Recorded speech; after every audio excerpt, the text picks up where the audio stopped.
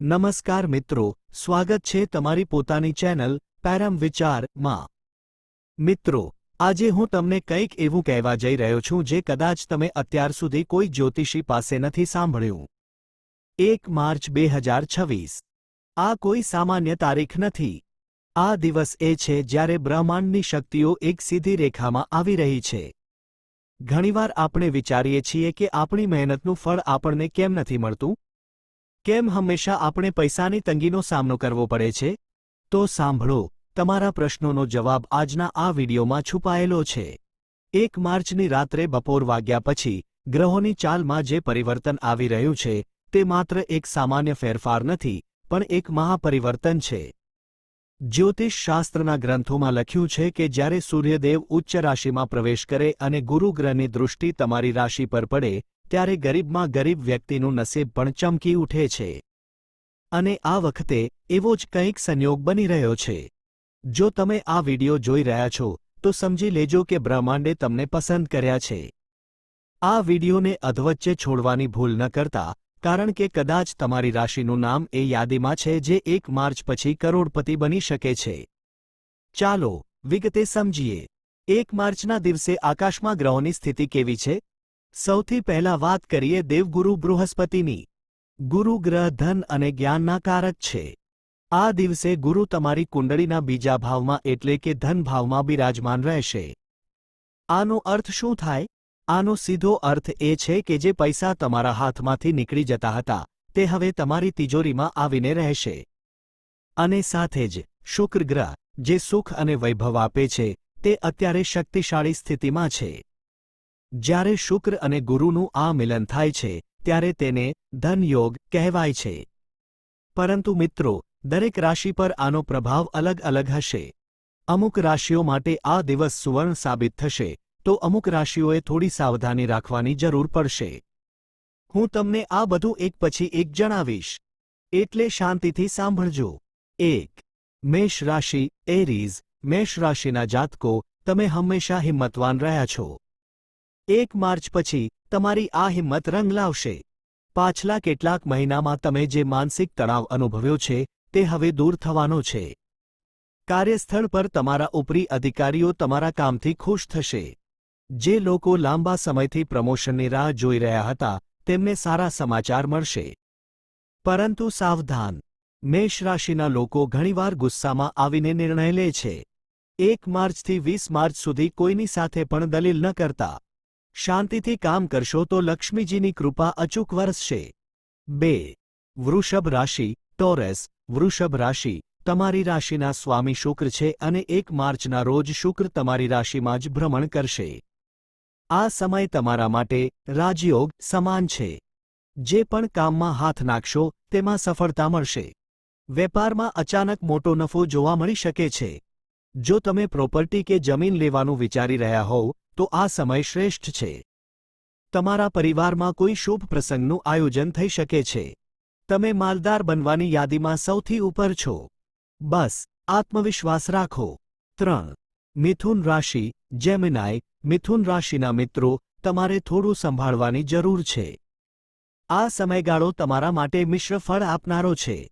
આર્થિક રીતે તમે સુરક્ષિત રહેશો, પણ સ્વાસ્થ્ય બાબતે થોડી સાવધાની રાખજો।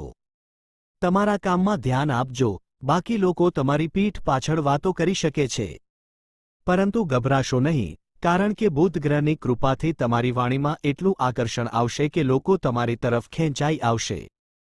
4. કર્ક રાશિ કેન્સર। કર્ક રાશિના જાતકો, તમારો સ્વામી ચંદ્ર છે, જે મનનો કારક છે। 1 માર્ચ પછી તમારા મનમાં જે મૂંઝવણ હતી તે દૂર થશે।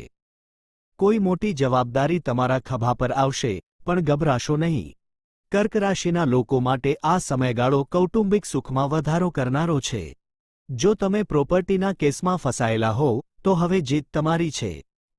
એક ખાસ વાત, તમારી માતાના આશીર્વાદ લેવાનું ચૂકશો નહીં, તે તમારા નસીબના દ્વાર ખોલી દેશે। 5. સિંહ રાશિ લિયો। સિંહ રાશિ, સિંહની જેમ જ જીવો। 1 માર્ચથી તમારી રાશિમાં સૂર્યદેવનું તેજ વધશે। સિંહ રાશિના લોકો માટે આ સમય સત્તા મેળવવાનો છે। તમને જે માન સન્માન લાંબા સમયથી નથી મળી રહ્યું તે હવે તમારી પાસે દોડીને આવશે। ઓફિસમાં તમારી વાતો સાંભળવામાં આવશે. તમે જે પણ કામ હાથમાં લેશો તેમાં સફળતા મળશે. મિત્રો, સિંહ રાશિના લોકો આ વખતે લિસ્ટમાં ટોપ પર છે, જે કરોડપતિ બનવાની રેસમાં છે. 6. કન્યા રાશિ. વર્ગો. કન્યા રાશિના મિત્રો, તમારી મહેનત જ તમારી ઓળખ છે. 1 માર્ચ પછી તમારી મહેનતનું ફળ મળવાનું શરૂ થશે. જે લોકો વિદેશ જવાનું વિચારી રહ્યા છે તેમના માટે આ સુવર્ણ તક છે. કોઈ નવા પ્રોજેક્ટની શરૂઆત તમારા માટે ફાયદાકારક રહેશે. પણ એક ચેતવણી, વધુ પડતું વિચારવાનું છોડી દો. કામ કરો અને સફળતાની રાહ જુઓ. તમારી એકાગ્રતા જ તમારી સૌથી મોટી તાકાત છે. 7. તુલા રાશિ. લિબ્રા. તુલા રાશિ, તમે હંમેશા સંતુલન જાળવી રાખો છો. 1 માર્ચ પછી તમારા પ્રેમ જીવનમાં જે કડવાશ હતી તે દૂર થશે. સંબંધોમાં ફરીથી નવી ઊર્જા આવશે. વેપારમાં નવા પાર્ટનર્સ મળશે જે તમને ધનલાભ કરાવશે. પરંતુ યાદ રાખજો, જૂના મિત્રોને ભૂલતા નહીં. ભાગીદારીમાં કામ કરતી વખતે દસ્તાવેજો ચોક્કસ તપાસજો. 8. વૃશ્ચિક રાશિ. સ્કોર્પિયો. વૃશ્ચિક રાશિ, જેમનામાં રહસ્યો છુપાયેલા છે. તમારા માટે આ સમય ગુપ્ત ધનલાભનો છે.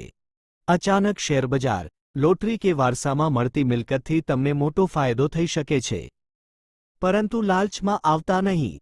આ રાશિના લોકો જો શાંતિથી નિર્ણય લેશે તો આ 1 માર્ચ તેમના જીવનનો સૌથી મોટો નફો કરાવનારો દિવસ બની શકે છે. 9. ધનુ રાશિ. સેજિટેરિયસ. ધનુ રાશિ, ગુરુ તમારી રાશિના સ્વામી છે. તમારા જીવનમાં નવી દિશા આવશે. જો તમે નોકરી શોધી રહ્યા છો તો સારી ઓફર મળશે. તમારા પરિવારમાં માંગલિક પ્રસંગો બની શકે છે. યાત્રા કરવાથી તમને લાભ થશે. તમારી આધ્યાત્મિક શક્તિ વધશે અને લોકો તમારી સલાહ લેવા તમારી પાસે આવશે. 10. મકર રાશિ. કેપ્રિકોર્ન. મકર રાશિ, જેમના પર શનિદેવની કૃપા છે. લાંબા સમયથી જે સંઘર્ષ તમે કર્યો છે તે હવે ખતમ થઈ રહ્યો છે. મકર રાશિના જાતકો માટે આ 1 માર્ચ એક ટર્નિંગ પોઇન્ટ છે. તમે વેપારમાં જે મૂડી રોકી હતી તેનો ડબલ ફાયદો મળશે. તમે કરોડપતિ બનવાની રેસમાં અગ્રેસર છો. બસ મહેનત ચાલુ રાખજો. 11. કુંભ રાશિ. એક્વેરિયસ. કુંભ રાશિ, તમારા વિચારો દુનિયાથી અલગ છે. આ 1 માર્ચથી તમારા નવા આઈડિયાઝને નવી ઓળખ મળશે. જો તમે ઓનલાઈન બિઝનેસ કે સ્ટાર્ટઅપ કરી રહ્યા છો તો આ મહિનો તમારા માટે સુપરહિટ છે. લોકો તમારી નવીનતાને સલામ કરશે. 12. મીન રાશિ. પાઇસીઝ. અને છેલ્લે મીન રાશિ, તમારા પર ઈશ્વરની સીધી કૃપા રહેશે. માનસિક શાંતિ મળશે અને અચાનક ધનપ્રાપ્તિના યોગ છે. સંતાન તરફથી ખુશીના સમાચાર મળશે. આર્થિક રીતે તમે સુરક્ષિત રહેશો. હવે એ સમય છે જેનું તમે રાહ જોઈ રહ્યા છો. મિત્રો, હવે હું તમને તે 4 રાશિઓના નામ જણાવીશ જે આ 1 માર્ચ 2026ના દિવસે સૌથી વધુ માલદાર બનવા જઈ રહી છે. આ રાશિઓ પર સાક્ષાત માતા લક્ષ્મી અને કુબેર મહારાજની કૃપા રહેશે. 1. વૃષભ. જમીન અને રોકાણથી ધનલાભ. 2. સિંહ. સત્તા અને પ્રતિષ્ઠાની સાથે અઢળક સંપત્તિ. 3. વૃશ્ચિક. અચાનક ગુપ્ત ધનલાભ. 4. મકર. મહેનતનું મોટું ફળ અને વેપારમાં જબરદસ્ત નફો. જો તમારી રાશિ આ લિસ્ટમાં નથી તો નિરાશ ન થશો. ગ્રહોની ચાલ ક્યારેય પણ બદલાઈ શકે છે. તમે તમારી મહેનત ચાલુ રાખો. નસીબ સાથ આપશે.